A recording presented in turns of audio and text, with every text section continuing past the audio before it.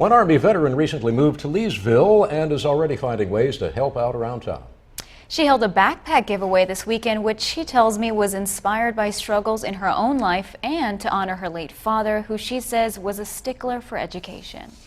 Sandra King's compassion for others is a gift that keeps on giving. My name, Sandra, means to give. The D.C. native recently moved to Leesville from Jasper, Texas. Over the weekend, King held a backpack giveaway as part of a promise to herself when she was at her lowest point. I'm going to give back and make sure that no one else, if I can help it, fall into the same category that I did. It's also King's way of honoring her father, who died of a heart attack in May. Having only received a 6th grade education, King's father worked all of his life and always encouraged his children to go to school. When I didn't go to school in high school, he got on me. He said, you need to get that education. I'm going to miss the most about him is his encouragement. And he always taught me this one lesson. You treat people the way they want to be treated, irregardless of how they treat you.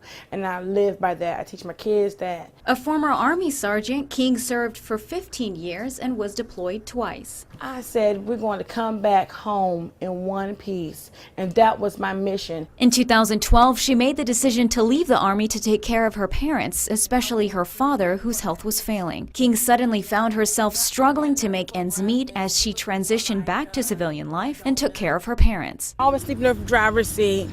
My son would sleep here. Despite having to sleep in her car some nights with her children, King never gave up. I felt less than a mother. She went from being homeless to holding various jobs. Now she's a co-owner of Big Sarge's thrift store in Leesville, her first duty station. So do you feel like what you learned in the Army saved you as well? Yes.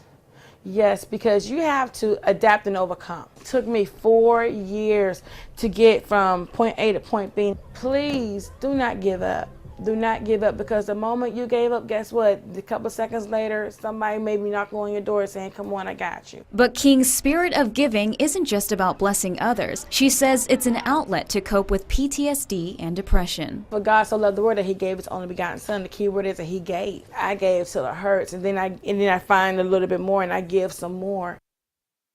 And the future is bright for King. She plans on opening her own hair salon soon, as well as organizing a scholarship fund for next year.